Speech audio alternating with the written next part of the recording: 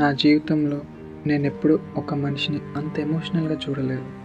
ఈరోజు first time చూశాను. తన మాటల్లో నిజం అందరి మౌనంలో కనిపించింది. నా మాటల్లో అబద్ధమేంటో అప్పుడు అర్థమైంది. తన కళ్ళల్లో ఏదో చేయాలనే తపన, ఏమీ చేయలేకపోతున్నాననే బాధ కలిసి కన్నీళ్ళయ్యి. తన మాటలు విన్నాక నాకు తెలియకుండానే తనని కలుద్దామని లేచాను. ఇన్స్పిరేషన్ అనే కొత్త ఎమోషన్ లైఫ్లో ఫస్ట్ టైం ఫీల్ అయ్యాను. తన్ని ఎలాగైనా మళ్ళీ కలవాలి.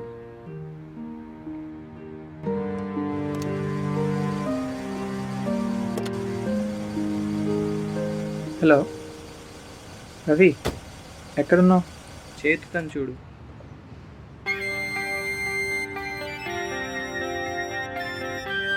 రవి, హాయ్ రా, ఏంటి డల్గా ఉన్నావు? ఏం లేదురా. ఏమన్నా తింటావా? ఆ, నువ్వు వెళ్ళి కూర్చో, నేను తీసుకొస్తా.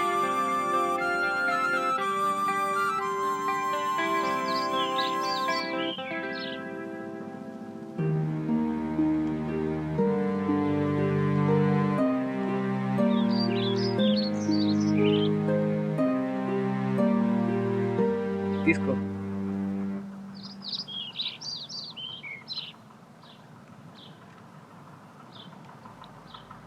ఏంట్రా, ఒంట్లో బాగాలేదా? ఈరోజు ఈవెంట్కి వెళ్తానన్నా. అది ఒక్క నిమిషం.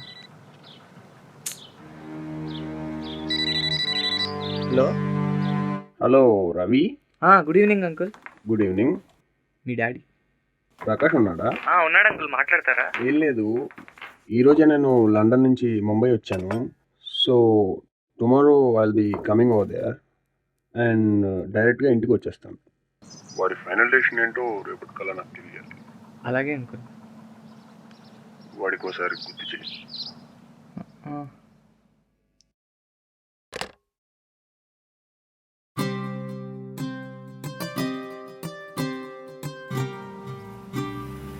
తెలిసిందే కదా, మీ నాన్నగారు ఆలోచన అంతా నీ గురించి. నీ త్వరగా సెటిల్ అవుతే చూద్దామని. అందుకే నీ ఇష్ట ప్రకారం బిజినెస్ స్టార్ట్ చేయమని ఇండియాకి పంపారు. నువ్వు కూడా 2-3 మంత్స్ నుంచి ఏ బిజినెస్ స్టార్ట్ చేయాలో రీసెర్చ్ కూడా చేస్తున్నావు. ఆయన రేపు వస్తున్నారు. నువ్వు ఏదో ఒకటి చెప్తే హీ విల్ బీ హ్యాపీ.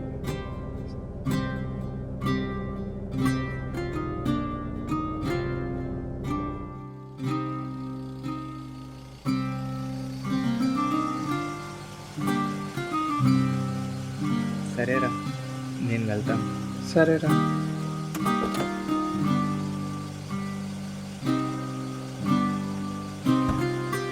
సరే ప్రకాష్, రేపు ఎక్కడికి వెళ్ళకు.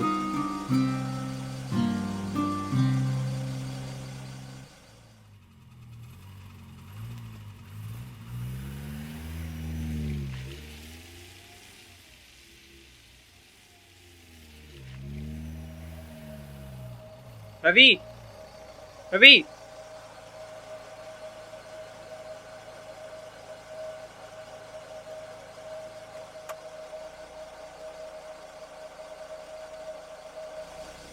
రవి, చిన్న హెల్ప్ చేస్తావా? ఏంటి చెప్పరా?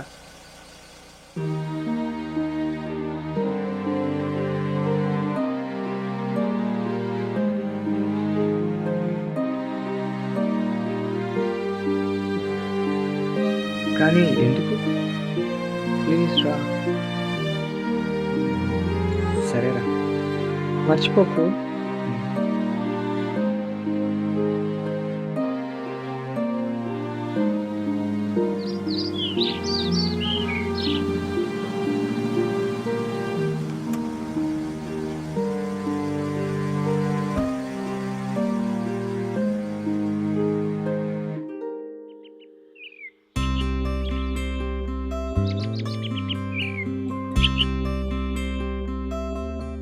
బాబు గారు, రవి గారు వచ్చారు. సరే కూర్చోపెట్టి కాఫీ వస్తున్నా.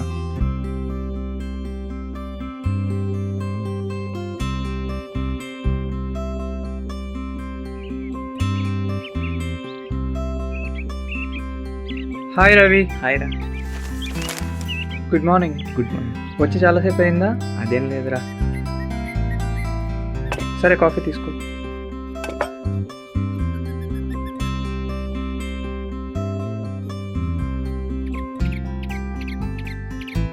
ఏంటి ఎక్కడికో బయలుదేరుతున్నట్టున్నావు? నిన్న నీకు అడిగింది దానికోసమే వచ్చాను. ఇదిగో.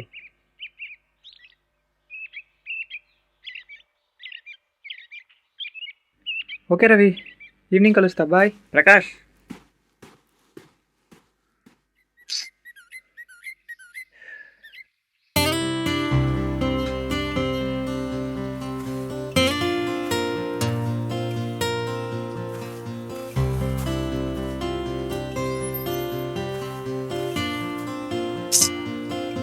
షిట్.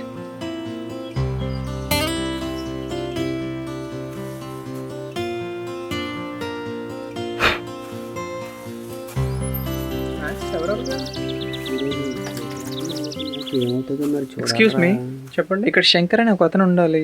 ఏమో తెలియదు భయ్యా నాకు. నేను కూడా కొత్తగా వచ్చాను. కానీ ఓనర్ మాత్రం పని మీద బయటికి వెళ్ళాడు. ఓకే, ఈవినింగ్ 6 ఆ టైంకి రావచ్చు. థ్యాంక్స్ భయ్య. ఎవరు గెలుస్తారంట? నాకు కేకేఆర్ గెలాలందరా. ఎక్స్క్యూజ్ మీ, పెన్ ఉందా? థ్యాంక్స్.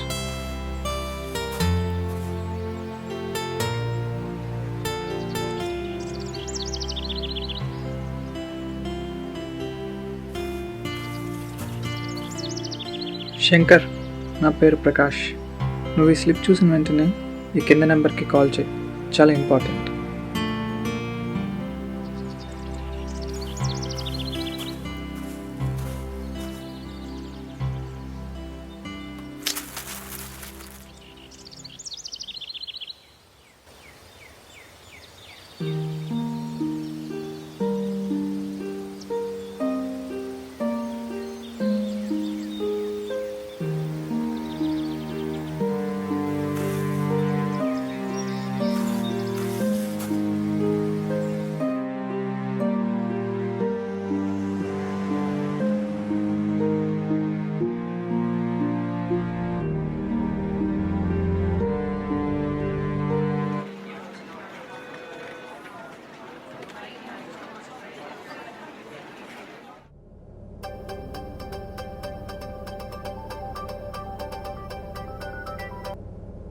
హలో.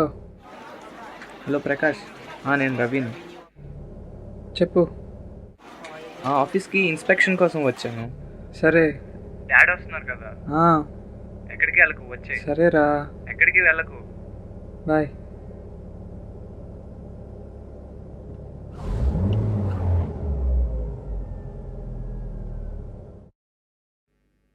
ఏమైంది? ఏమో సార్, సడన్గా అయిపోయింది. ఒకసారి దిగి చూస్తాం. ఆ,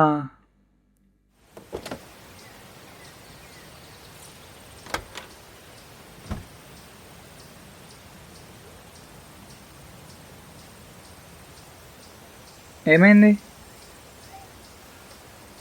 గేర్ బెల్ తెగిపోయినట్టు ఉంది సార్. అలాగా? అయితే నేను ఇక్కడ ఉంటాను, అది మీరు కొద్దిగా తీసుకొచ్చి పెట్టండి. అలాగే సార్.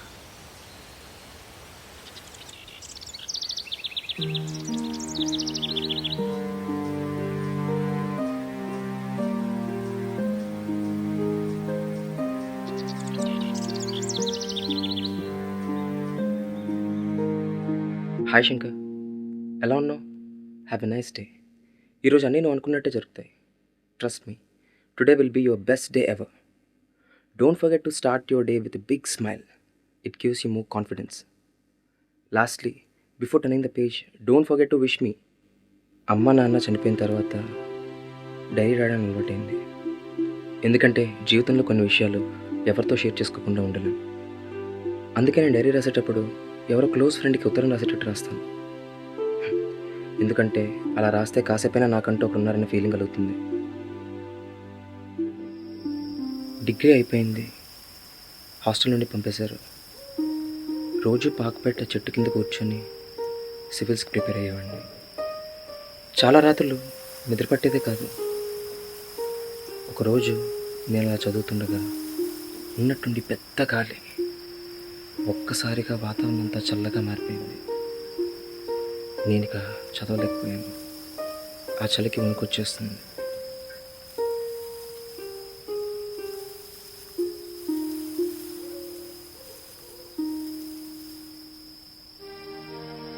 లక్కీగా ఆ రోజు నైట్ డ్యూటీకి వెళ్తూ ఒక వాచ్మెన్ నన్ను చూసి ఆగాడు.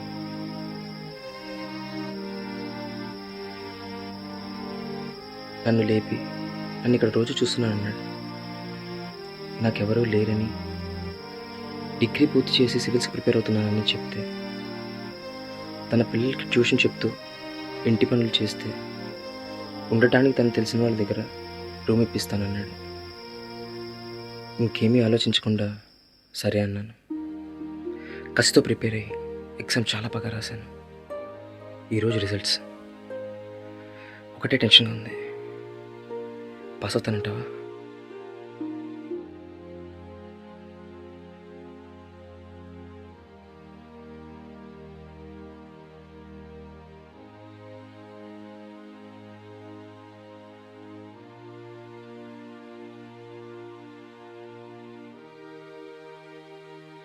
Yes, pass అయ్యానురా.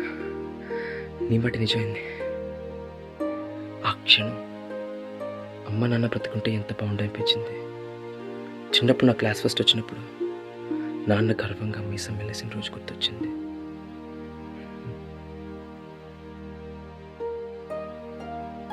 కొత్త జీవితం మొదలవుతుందన్న ఆనందంలో ఎప్పటి నుంచో డబ్బులు లేక చేయించుకోలేకపోయినా టెస్టులు చేయించుకున్నాను. శంకర్, నువ్వు ఎదవరకు వచ్చావు కదా? 3 months బ్యాక్ వచ్చింది సార్. యాక్చువల్గా మీరు ఇప్పుడు కొన్ని టెస్టులు చేయించుకోమన్నారు.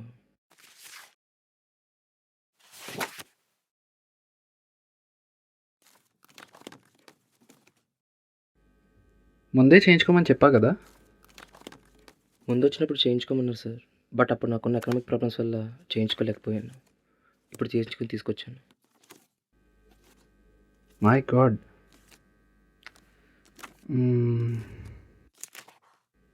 నీతో పాటు మీ ఎల్డర్స్ ఎవరైనా వచ్చారా? లేదు sir. Okay, I'm very sorry. నీకు ఒక మేజర్ ప్రాబ్లం ఉంది. It's like you're in stage 2 acute leukaemia. అంటే it means blood cancer.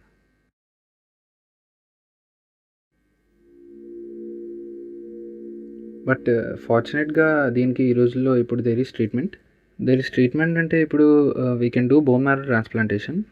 Bone marrow transplantation అంటే ఇద్దరు మీ మదర్ కానీ ఫాదర్ కానీ or any of your brothers and sisters కొంచెం బోన్ మ్యారో ట్రాన్స్ప్లాంట్ చేసి వాళ్ళ దగ్గర నుంచి తీసి మీకు ఇన్ఫిల్ట్రేట్ చేస్తే you can survive for a long time.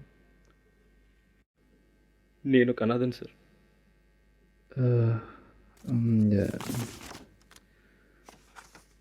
So Shankar, I'm extremely sorry.